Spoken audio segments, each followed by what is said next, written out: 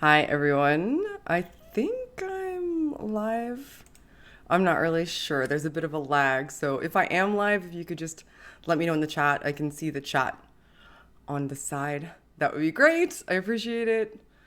You may see me trying to kill bugs because a bug got in my house and is at my light. So sorry about that. So this is my first attempt at doing a live stream where I'm just talking to you guys, which is a little bit difficult for me. It's very strange to just be sitting in a quiet room by yourself speaking to a computer. So um, if I'm a little off, it's just because I haven't hit my stride on attempting to do this. So please be patient with me. Today I am going to go over a little bit of what I've seen regarding what's going on with Jordan Peterson. So I have a fair bit to say about it. I have about 50 things to say. And after I get through what I have to say, kind of the synopsis of what's going on in my perspective and where I'm coming from, I am going to take some questions from the live chat. I'm not super fantastic at monitoring the live chat and talking at the same time. So please, I apologize if you're tagging me in the live chat. I'm probably not going to necessarily notice it right now. I will aggregate super chats if you send them pertaining to the topic at hand. I can't wait to read them later, and I am going to open up for questions towards the end. So make sure you at me when that time comes. So the reason I'm doing this is twofold. One of my major passions, I guess you would say, is mental health advocacy and education surrounding just about anything regarding mental health issues and mental illnesses and how we engage with them in the public dialogue. Another thing that I really am passionate about is how we engage in these conversations publicly, the type of tack we take and how we engage with one another regarding these types of things and everything really. So I think that this is really a good intersection of those two passions. And secondly, there was a request, several requests, that I speak a little bit more on topics that kind of off the cuff. You may regret it after this because I'm not super great at just, monologuing, but I'll do the best that I can. So today we're going to talk about Jordan Peterson. And there's a lot to say. There's probably a lot of people that aren't going to be super happy with what I have to say, but I think you should maybe hear me out, and I'm open to hearing other perspectives. So for anybody who doesn't know who Jordan Peterson is, let's I guess kind of jump right into it. So Jordan Peterson is a PhD in psychology, and he taught at the University of Toronto. He kind of came to fame during Bill C-16's implementation in Canada because he suggested that Bill C-16 was going to induce compelled speech because trans people were being added to the Canadian Bill of Human Rights as a protected class.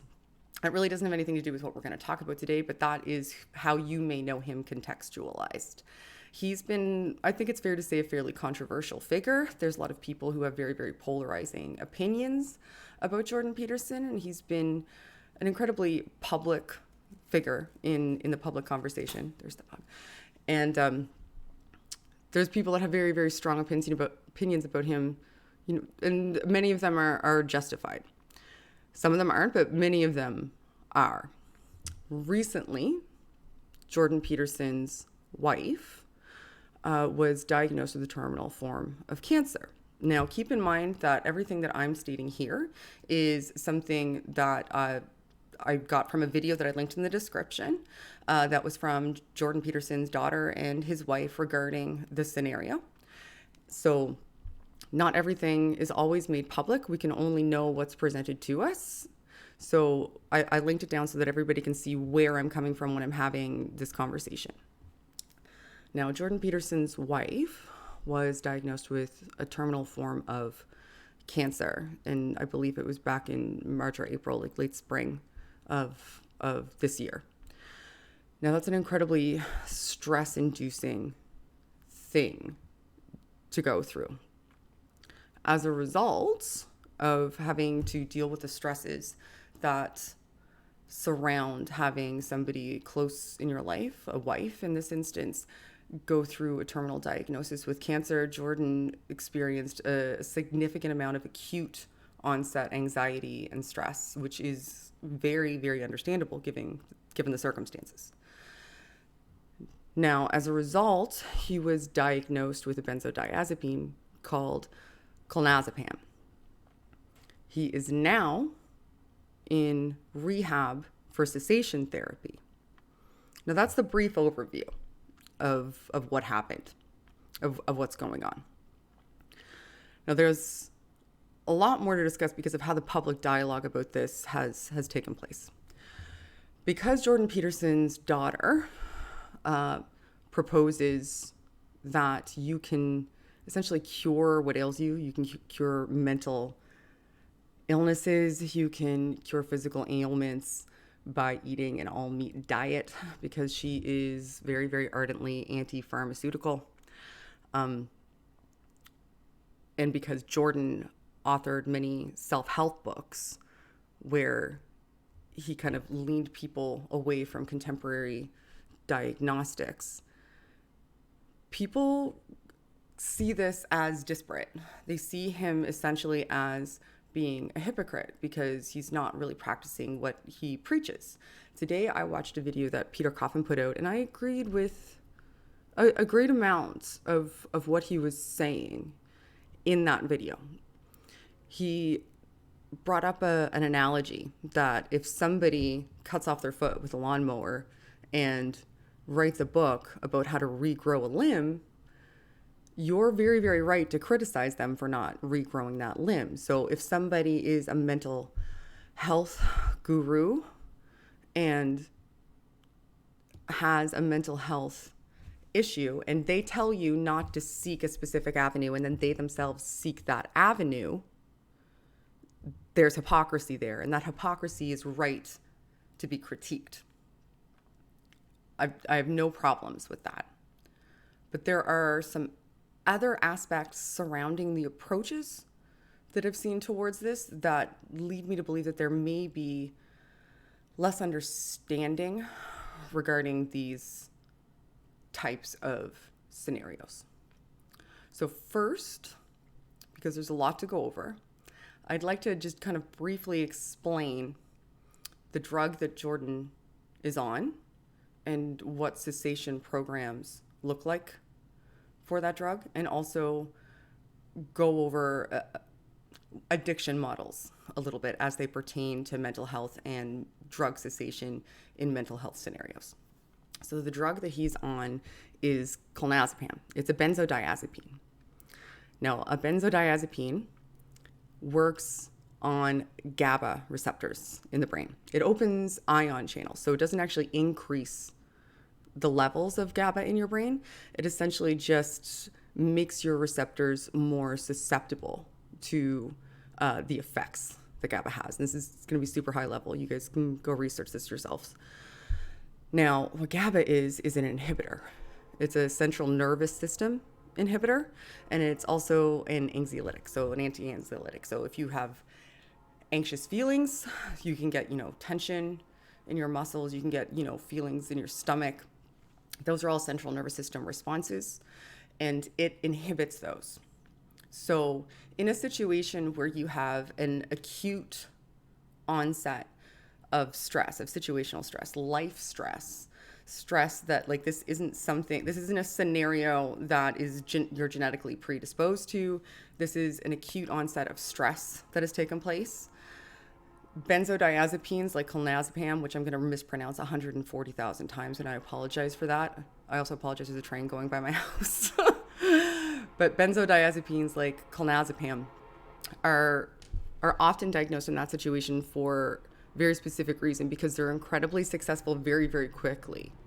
They will they operate almost like a tranquilizer to a certain degree. So if you have a heightened sense of stress that's causing acute onset anxiety due to a circumstantial situation that's beyond your control, and you still need to be able to operate and function, they can be effective in those scenarios, which is why people may lean on them. and when you don't really have time for therapeutic intervention to really take hold, because you need to function day to day. So him being diagnosed these in this situation isn't surprising to me for that reason, if that makes sense. And I know probably you guys have a lot of questions surrounding this, so please hold them. I will answer them at the end, or super chat them, and it'll aggregate. Now, let's talk a bit about cessation. Benzodiazepines are incredibly addictive in the fashion that you can immediately, if you have them for more than like 4 to 6 weeks, you can form some sort of dependency on them, essentially. Like the way your neurotransmitters regulate becomes a bit dependent on that benzodiazepine in order for you to feel as though you have normal function.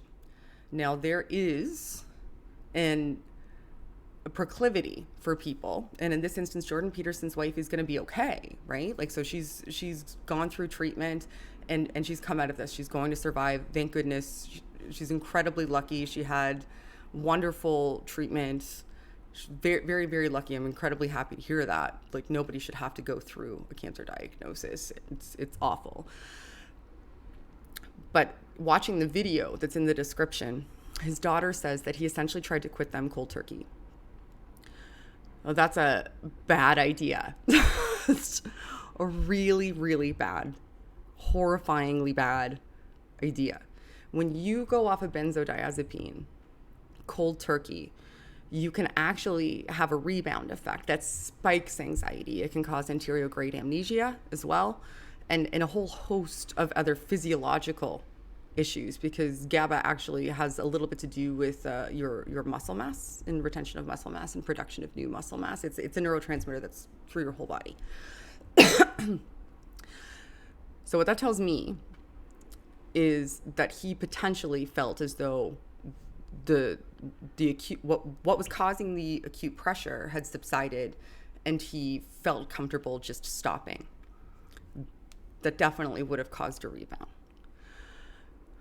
As a result of that, as a result of not going on planned cessation, where you slowly start to taper off the drug that you're on so that you can comfortably move off of it without and stave yourself off of that dependency, it would make sense in this scenario.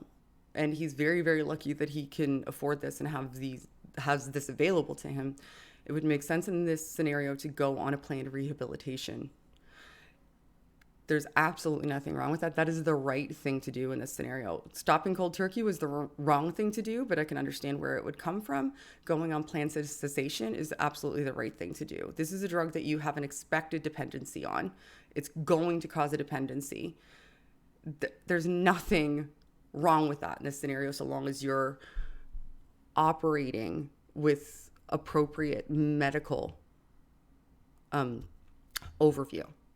So him being in rehab in this scenario is not surprising. It's the best case scenario, and it's what most people should do.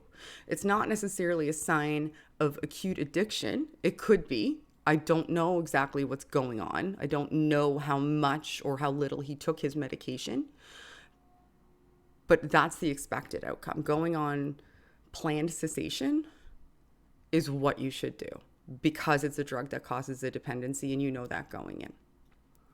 So I hope a lot of that makes sense, because it's going to be important with what I want to say next regarding this. Now, because he's polarizing, because he's a figure that many people are angry with, and in some cases justifiably so, because they feel as though he's contributed to a rhetoric that has harmed them, or a climate that is creating adverse effects for them. A lot of people see this as him getting owned by karma, and them being able to dunk on him for that reason. And that's a little frustrating to me for a couple reasons. Now, he has done many things that are worth ire and critique. I've critiqued him myself. I did a video on some of his rhetoric and how it was dishonest and harmful. And if I ever remember to do it, I'll put it up here so that people can click on it and watch it so that they can see where I kind of stand on him and his positions. But in this scenario, I don't see him as even necessarily doing anything wrong. He had an acute onset of mental stress. I'm not a huge fan of benzodiazepines in this scenario, but I can understand why they would be prescribed when you have to continue to function on a day-to-day basis, and they are almost immediately effective. And when his plan for cessation had an adverse effect, he seemed to immediately seek treatment to make sure that he had a more beneficial cessation plan. And those are the things that you want to see happen in this scenario. I don't see him as doing anything wrong aside from the hypocrisy. When we approach conversations about mental health issues, we need to be careful, because he's not the only person who's experiencing this. He is not an island. He is not unique. So looking at this as an opportunity to say, because he experienced this, he's a drug addict and nobody should take him seriously. Or because he had a mental health issue, he's not qualified to discuss mental health, is infuriating to me, because it continues the stigma. It perpetuates a really, really damaging stigma for other people who are in situations like him, who are looking at us, who see what we say, who see how we react, and are afraid, are really legitimately afraid,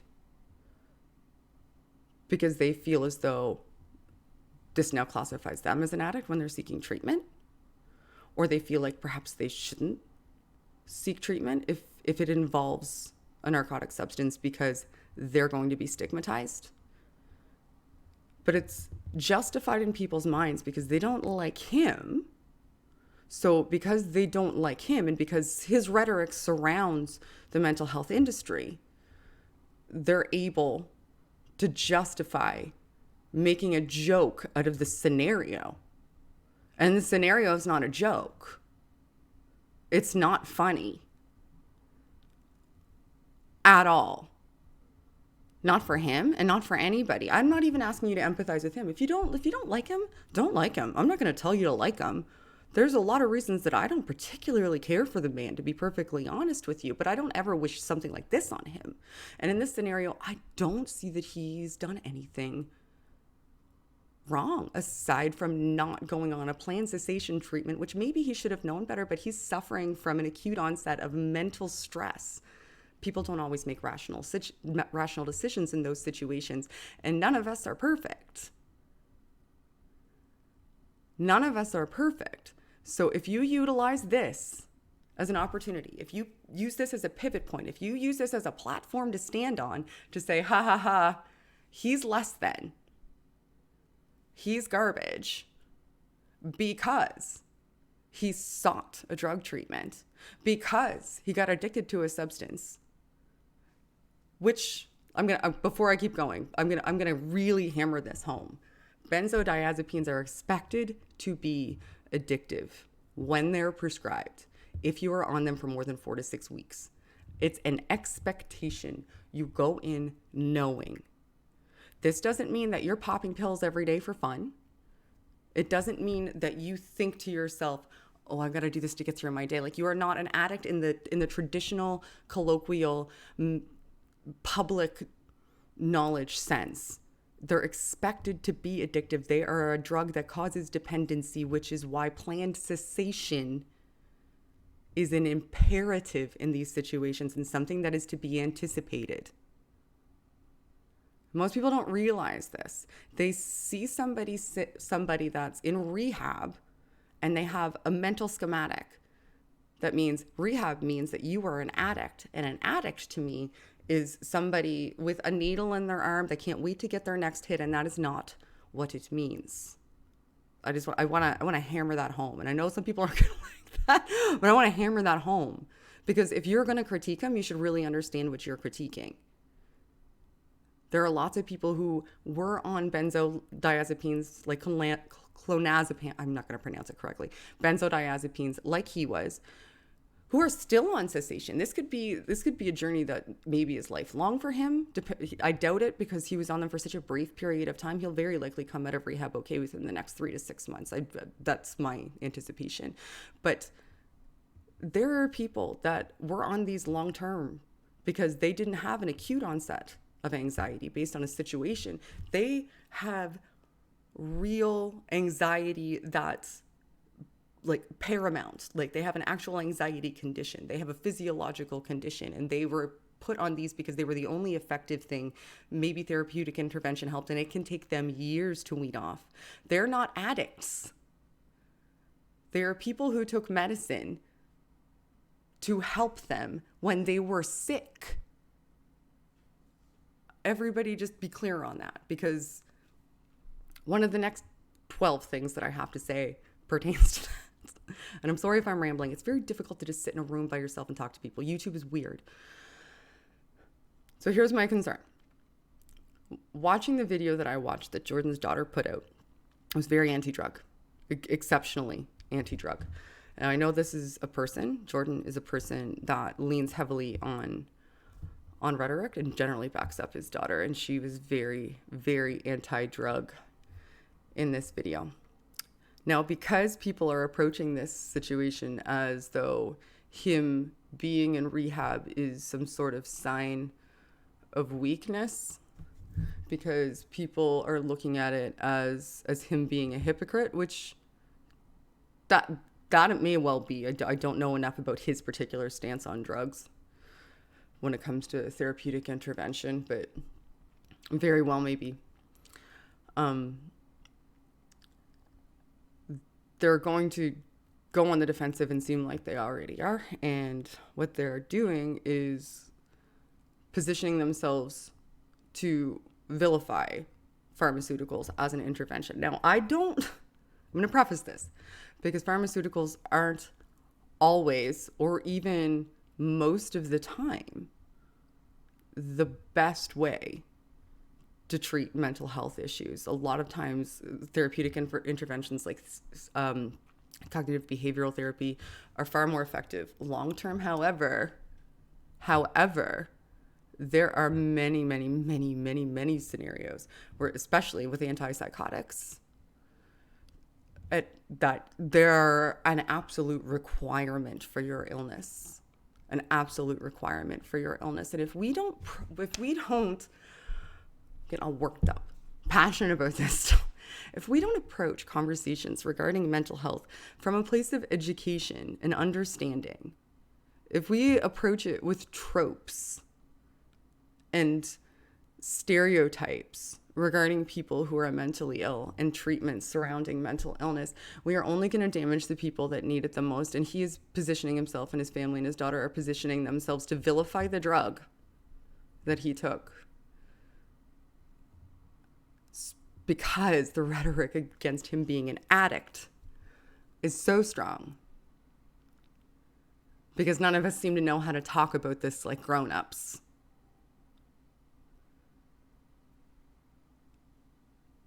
So maybe we should start. Maybe we should start approaching these conversations with the understanding of how these sort of diagnoses operate, what these drugs do, and the effect that it's going to have on the other people that it pertains to. He is not an island. We should be better. I see so many other people going, oh, he's a mental health guru and he had to take drugs. Isn't that funny? That you can't say that just because somebody has a mental health issue that they're not qualified for anything, because it has nothing to do with that. You can operate and be insanely highly functioning and incredibly intelligent, not even a savant, with a mental health issue. You just need to stop. Okay? Can we just stop? with this nonsense, with this dunking on people at their weakest moments like it's a triumph. Like, who are we?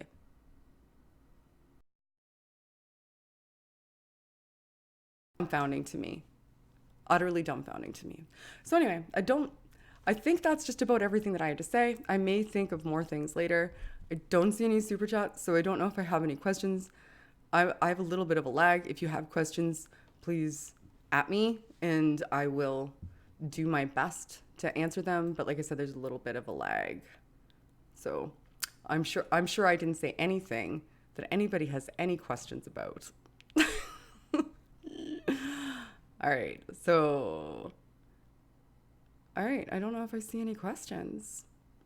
I'll wait a few minutes. Okay, Ocean thinks I was super clear. Thanks, Ocean. I'm sure there's things that I missed. I made a scaffolding, but I'm not very good at monologuing. I'm okay with a script. I'm okay with it in a dialogue. Monologuing's not necessarily my thing, but you guys asked for this, so I'm doing my best. I'm trying my best. Hi, Prince. I appreciate that you think that this was a lovely and informative rant. Thank you very much. All right. Oh goodness. Was I actually clear? Was I succinct and clear and everybody who's watching agrees with me? Oh, Ashley. Okay, I see a super chat. Would you say there's a difference between dependence and addiction? Okay, there's a vernacular differentiation. From a psychological or a neuroscience standpoint, like from a brain standpoint, not necessarily. It all has to do with whether or not your receptors become dependent in order to get the appropriate amount of neurotransmitter regulated towards them. Now, from a colloquial sense, people see addiction as action. So they see it as behavioral, right? So when somebody's addicted, it starts to affect how they operate in their day-to-day life. Now, you can be dependent on a substance, on a pharmacological substance, like an antipsychotic, for example. If you are schizophrenic, you can develop an abject dependence on your medication, but that's a real dependence. You're dependent on that medication in order to function. If you look at that dependency as an addiction, you get a very different picture in your mind, right? Like when you say somebody's addicted to something, like you get a picture of somebody like with the shakes doing everything they can to get that. But really, from a neuroscience standpoint, addiction is just a dependency that causes overt behavioral actions that are adverse, if that makes some sense. Oh, I have several super chats now. Thanks, guys. That's neat. You guys are neat. Okay. Oh, Bull. Hi, Dave. Oh, I love you, Dave. Giving you something to read. It's the definition of adult. Thanks, Dave. Kyle Sherman. You are the best for handling these things. Oh, that's incredibly kind. I'm really not at all. I do my best, but there are so many people far more qualified than I to have these conversations. I'm not even as qualified as Jordan to have these conversations, to be perfectly honest with you. So Princess, my question is not related to the show, but Ocean, can I talk to you later? Love you, Shannon Paul. I love that I'm a conduit for Ocean. Bless Ocean's heart. The stigma was clear when the doctor wrote my prescription, Matt. Matt, I'm very, very sorry. You shouldn't be stigmatized. That's one of the reasons that I do things like this and think that these conversations need to be conducted better. Like, this isn't an opportunity to dunk on him. You don't have to empathize with him, but you have to understand that he isn't the only person experiencing things like this, and how we conduct public dialogues, especially people like me and larger than me who have platforms that are focusing on the hypocrisy. Great. Yeah, I understand it's hypocrisy. But if we care about people, if that's important to us, if we position ourselves as advocates for humans in general, working to conduct better conversations and be better educated about mental health issues is probably one of the first things that you should try and do. And it seems to be one of the last things that people do. It's the most stigmatized. And that's the most difficult to deal with, because people either don't recognize it because there's not enough education on it, or they think that their treatment of it is a weakness or a potential addiction. I can't stress that enough. We, as content creators specifically, should be a whole hell of a lot better. Just a lot. So goddamn much. Sorry. I'm a little frustrated. I should delete Twitter is what I should do. I should just delete it. I should just delete Twitter. All right, so... Oh, Frank McAvoy. Hi, Frank. Addiction is an equal opportunity destroyer. I schlepped into my alcoholism by not dealing with my issues. Recovery restores everything. I'm very glad that you're in recovery, Frank. I'm very, very, very glad. Alcoholism is not an easy addiction to deal with. So I appreciate your strength in sharing that. And thank you. And David Page, you were good at monologuing, Shannon.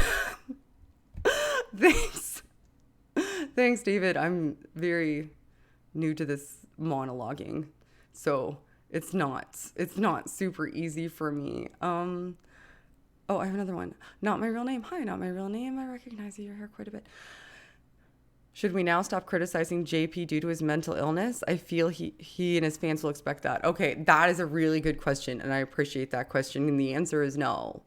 You should not stop criticizing him. And I think that a lot of people, and I'm glad you asked that, because I think a lot of people, when I kind of riled up against this, saw me as saying, okay, now he's immune to anybody critiquing anything that he's ever said and anything that he's ever done. The empathy overrides everything, and you shouldn't critique what he had to say or what he's done or what you disagree with. And that is not the case. That is not what I'm attempting to communicate. And if I am not communicating that effectively, I am entirely sorry, but I'm trying to be abundantly clear. His ideas and the things that he has done and the things that he has said, he should be accountable for. Now, I wouldn't suggest busting down the door of his rehab facility and approaching him with it now. Give him some time to heal, perhaps. Have that much empathy, but engaging in public dialogue about his ideas as they stand. Not only am I all for it, I'll participate in it, because he's got some ideas that I don't really care for. Again, I did a whole video on why I think some of his stuff is just infuriating and it's misinformation, and those conversations shouldn't stop. He's not immune now, because he doesn't become a different form of human because he has a mental illness. He doesn't become a different form of human. He doesn't become immune. But there's a vast, vast difference between critiquing the things that he's said and utilizing the fact that he has a mental illness to critique the things that he said. I hope that's clear.